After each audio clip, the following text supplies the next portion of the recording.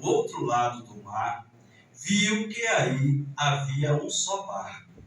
Viu também que Jesus não tinha subido no barco com os discípulos e que eles tinham ido sozinhos. Então chegaram outros barcos de Tiberíades, perto do lugar onde eles tinham comido o pão, depois que o Senhor agradecera a Deus. Ao verem que nem Jesus nem os discípulos estavam aí, as pessoas subiram nas barcas e foram procurar Jesus em Cafarnaum. Quando o encontraram no outro lado do lago, lhe disseram: Rabi, quando chegastes aqui? Jesus respondeu-lhe dizendo: Eu lhes garanto, vocês estão me procurando, não porque viram sinais, mas porque comeram os pães e ficaram satisfeitos. Não trabalhem pelo alimento que se estraga, trabalhem pelo alimento que dura para a vida eterna. Alimento que o Filho do Homem dará a vocês, porque Deus, Pai, o marcou com o seu selo. Então lhe disseram: O que devemos fazer para realizar as obras de Deus? Jesus respondeu, dizendo-lhes: Esta é a obra de Deus, que vocês acreditem naquele que ele enviou. Eles perguntaram: Que sinal fazes para que possamos ver e acreditar em ti? O que é que fazes? Nossos pais comeram maná no deserto, como está escrito: Ele lhes deu para comer um pão que veio do céu. Jesus lhes disse: Eu lhes garanto, não foi Moisés quem deu a vocês o pão que veio do céu. É meu Pai quem dá para vocês o verdadeiro pão que veio do céu. Porque o pão de Deus é o que desce do céu e dá vida ao mundo. Então lhe disseram: Senhor, dá-nos sempre desse pão. Então Jesus lhe disse: Eu sou o pão da vida. Quem vem a mim nunca mais terá fome, e quem acredita em mim nunca mais terá sede. Eu, porém, já disse: vocês me viram e não acreditam. Tudo que o Pai me der virá a mim. E quem vem a mim, eu nunca o rejeitarei, porque desci do céu, não para fazer a minha vontade, mas a vontade daquele que me enviou. E a vontade daquele que me enviou é que eu não perca nenhum dos que ele me tem dado, mas que eu ressuscite a todos no último dia.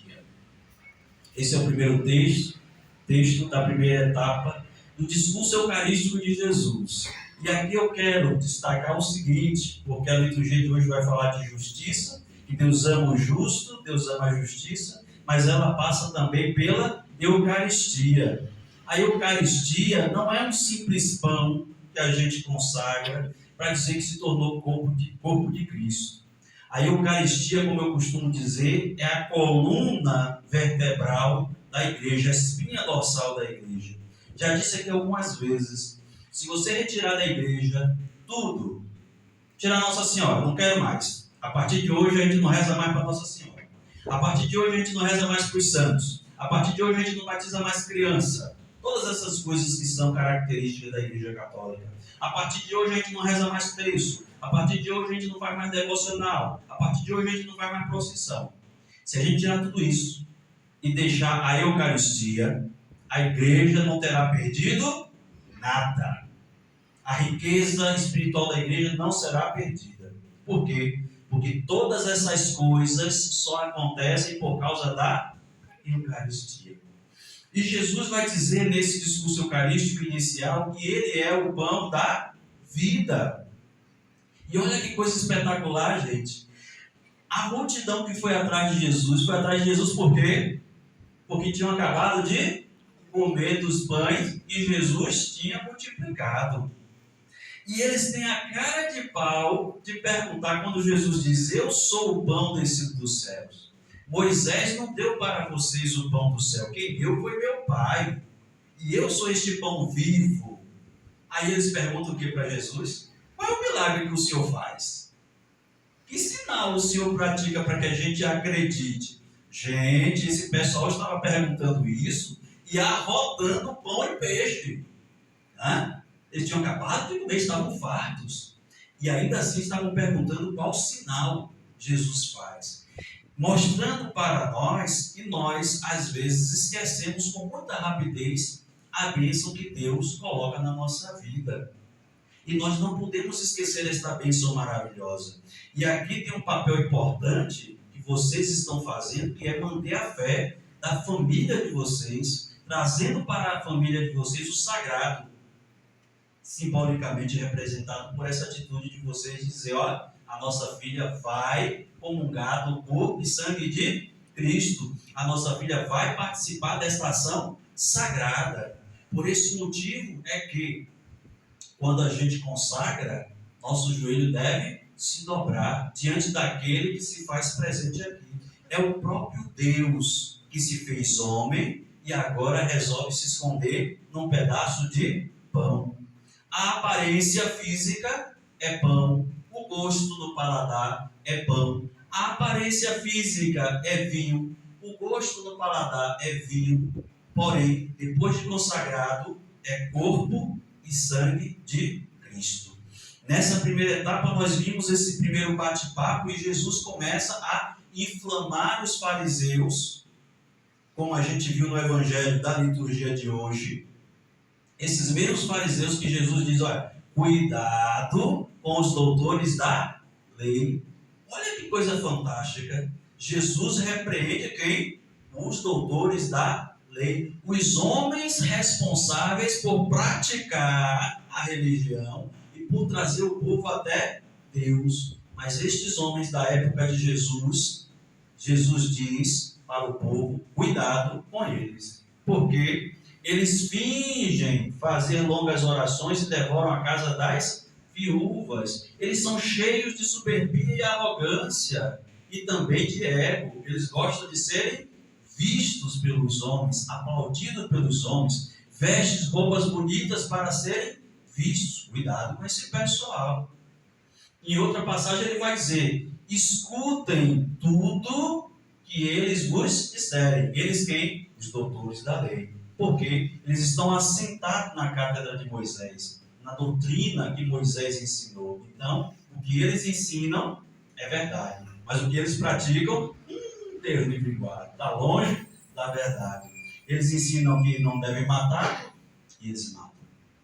Eles ensinam que não devem roubar, e eles roubam. Eles ensinam que não devem adulterar, e eles adulteram. Então, escutem o que eles dizem, porque está correto, mas se afastem da prática que eles estão fazendo.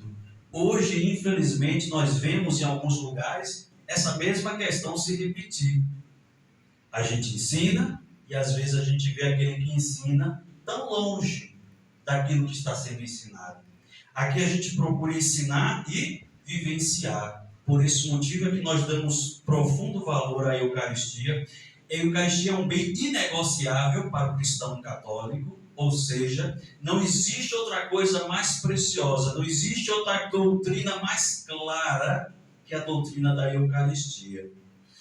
Eu costumo dizer que a doutrina da Eucaristia é tão clara para nós cristãos católicos como o dia ao meio-dia, né? O sol ao meio-dia, do dia mais quente do verão na linha do Equador. Ou seja, mais claro do que isso, mais quente do que isso, impossível. A terra batendo ali direto com o sol, né? No dia mais quente do verão, na linha do Equador. Assim é para nós a doutrina da Eucaristia. E a doutrina da Eucaristia quer dizer um Deus que se faz homem e que se faz pão. E faz isso para a nossa salvação. Quando nós celebramos o sacrifício da missa e o padre impõe as mãos sobre pão e vinho e diz as palavras da última ceia, ele transporta pelo poder do Espírito Santo para o momento presente, um momento da história, o exato momento em que Jesus morreu. Porque quem dá a salvação para nós é a morte de Jesus. E o que possibilita que este pão que nós comemos seja o pão que faz a manutenção da nossa salvação é a ordem de Jesus. Não é a nossa vontade. Eu não celebro a Eucaristia porque eu gosto e sou simpático. Ou a Igreja Católica tem um negócio bonitinho lá, eles dão pão, eles dão um pouquinho de vinho. Eu sou simpático a esta ideia. Nós não fazemos porque gostamos desta ideia. Nós não fazemos isso porque a Igreja Católica é bonita, o padre tem roupas bonitas, estolas diferentes e coloridas. Não. Nós fazemos isso por ordem de Jesus, nosso Senhor. E você que vai, dentro de algumas semanas, comungar e experimentar pela primeira vez deste pão descido do céu, o pão que dá a vida eterna, precisa entender. Não é uma bolachinha, não é um biscoitinho, não é uma paletinha branca. Uma vez eu me assustei na paróquia de São Paulo, quando cheguei lá, nesse dia, eu tinha tocado umas 4 missas durante o dia e pensei comigo, bom, toquei 4 missas, comunguei nas 4 missas, e não vou comungar nessa última missa. Não toquei, só fiz participar, tudo bem. Mas sabe como é criança, né? Criança é curiosa, criança vê tudo. E uma das crianças que estava lá, viu que eu não tinha comungado, mas eu estava lá participando. Aí ela me chamou e me perguntou, por que você não comeu aquela paletinha branca? Eu, hein? Como é que é? Eu vi que você não comeu aquela paletinha branca que o padre deu. Eu digo, tá certo. Vem cá, quem é sua catequista, meu filho? Ele disse que era catequista e fui procurar, perguntar à catequista, minha filha, o que você está ensinando para esse pessoal da catequese? Porque aquela criança que me perguntou isso, iria fazer a Eucaristia no domingo seguinte. E não sabia o que era aquilo que o padre estava segurando, chamou de paletinha branca.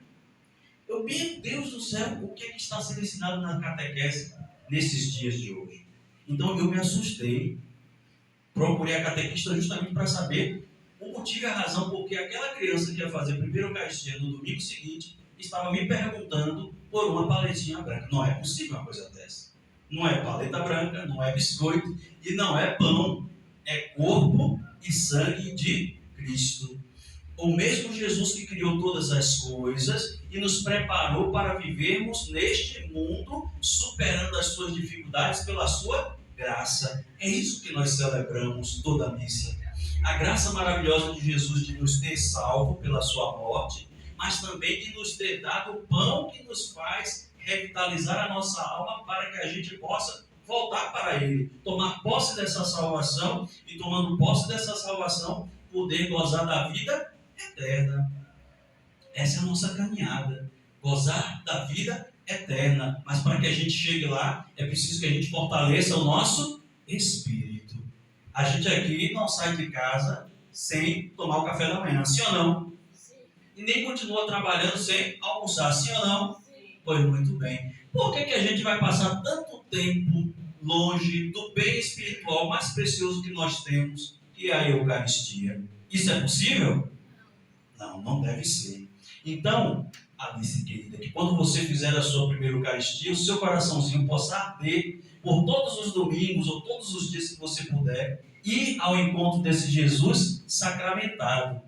Que não seja apenas a primeira Eucaristia para dizer, bom, já cumpri o preceito da igreja. Não, que não seja essa a finalidade, mas que a finalidade de fazer a primeira Eucaristia seja estar sempre perto de Jesus, perto do sagrado. Louvado seja Deus que seus pais querem te dar esse presente precioso. Já te deram o batismo, agora eu vou te dar um segundo presente, que é a Eucaristia. Quem dera todas as famílias tivessem essa compreensão e buscassem com unhas e dentes estar sempre perto do sagrado. Essa é a nossa missão, levar vocês para Jesus, tendo como base para isso a palavra de Deus. Amém? Amém. Louvado seja o nosso Senhor Jesus Cristo.